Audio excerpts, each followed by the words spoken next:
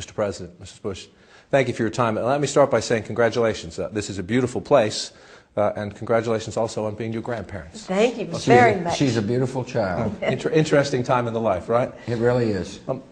I want to spend most of our time on the lessons we will learn when we visit this place over the years and why you did what you did here. But I just want to ask you, sir, the investigation is ongoing. I don't want to get into the details, but just as the man who was Commander-in-Chief on 9/11, what went through your mind when you heard explosions at the finish line of the Boston Marathon? Yeah. I was reminded that evil exists and that there are people in the world who are willing to kill innocent people to advance a cause. I don't know what this cause is, but we'll find out. During the same week, in a town close to us at Crawford, a plant exploded. And both incidents remind me of how fragile life can be for some. And both incidents, made us weep, knowing that somebody was hurting a lot. Let's focus on this place, and it's beautiful, and it's brand new. You're the librarian in the family. Are you the decider when it comes to this building? Well, I was the chairman of the design committee. Yes, sure. is the answer. But it was really fun for me to work on it, since I am a librarian, and also I'm particularly interested in architecture. So we're very proud of the way it looks. It looks terrific. It's an elegant building, just like the chairman of the design committee. You're going to have all of the living presidents you here bet. For the dedication. What have you learned from the formers, your dad, President Clinton, President Carter, about how to be most effective in a post-presidency? Well, you learn that life doesn't end after you're president.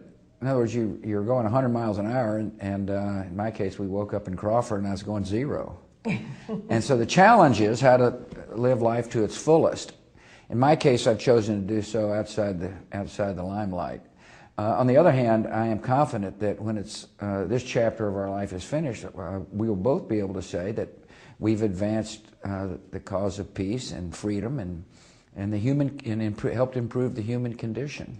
One of the things I think that is fascinating about the library is that you've created this exhibit called the Decision Points Theater. Yeah. Where any visitor can walk in and see some of the advice you got on the hard ones. You bet. And then make their own decisions based on what you saw at the time. I want to go to one of those, which is the Iraq decision, which you know is something people always debate when they talk about that word you don't like, legacy. People in that room will see what you saw at the time. Right. I want to ask you, sir, based on what you know now, do you wish that instead of the Rumsfeld doctrine, which was lean and mean, going with a lighter force, that you had maybe adopted what your dad did in the first Gulf War, the Powell Doctrine, and gone in with overwhelming force? Oh, in my book, I pointed out that there are some, tactics that need to be revisited. On the other hand, the removal of Saddam Hussein was the right decision. America's more secure. The Iraqi people have a chance to live in a free society. The museum it does give people the opportunity to hear the different points of view that I got on these particular issues, the purpose of which is not to try to defend a policy, the purpose of which is to try to show people what it's like to be the president and how you make decisions. History will ultimately judge the decisions that were made for Iraq, and I'm just not going to be around to see the final verdict. He's not going to be around. It's an interesting way to put it. You, in other words, I'll be dead. As First Lady and now as part of the Institute here, you focused on the empowerment of women. We saw it a lot in Afghanistan in the initial months after 9/11. What's your sense now when you look at what you can do and what the Institute can do? If you look at that region, whether it's Iraq we just talked about, still a big question mark.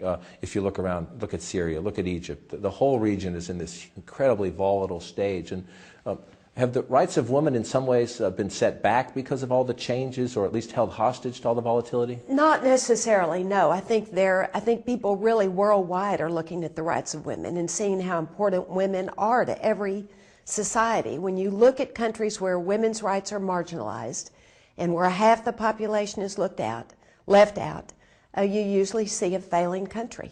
That's what we saw in Afghanistan. I'm still worried about the women in Afghanistan as we draw down our numbers of troops. What can you do about it? I mean, is But there so much on the other uncertainty hand, it's hard to women get have involved? made great strides in Afghanistan. Democracies take time to evolve. And Laura and I believe that women will help lead the democracy movements in these young democracies. And part of our afterlife will be to enable and empower women, and to remind our country through programs that we institute here that our involvement overseas is necessary to our national security. I want to ask you, what will we learn from the theater and from all the memos that eventually will be made public about one of the toughest decisions of your presidency, which was right before Katrina, where you had to decide whether or not to send in the federal troops, and you had a big debate about whether to overrule the governor? Yeah, that's right. Yeah, I think you'll just learn that about the dilemma of federal law related to natural disasters. I mean, natural disasters in our country have generally been left to the governors. And the role of the federal government is to be supportive. In this case, the natural disaster was so overwhelming and the infrastructure was so overwhelmed that I had a tough choice to make. And people will just learn the facts. See, that's all I care about. And that's why I wrote my book, which I'm sure you've assiduously studied. And well, thank you. And you talk about the idea that you have a Southern governor, a woman governor, in a state with a large African American population, a former governor yourself. Yeah. And people were telling you, Mr. President, maybe you need to declare an insurrection. Insurrection, which would have been pretty difficult. Not pretty difficult, very difficult. Yeah, and so it just points out the dilemma. You wish in hindsight you had done it? No, not really. There's no telling how history would have recorded the situation had I declared insurrection. I can tell you that the decibel level would have risen even louder than it was. The point is that this helps Americans understand, one, what the decisions that I made during a massive storm, but also points out the dilemmas that presidents face. Not just me, but every president has got a series of conflicting advisors, and you just got to pick and make the best judgment call you can. And hopefully people will go to the Decision Point Theater and say, wow, I didn't understand that, or I now understand it better. And it's interesting to me, they say, of how a president makes decisions, and hopefully it'll help them make better decisions.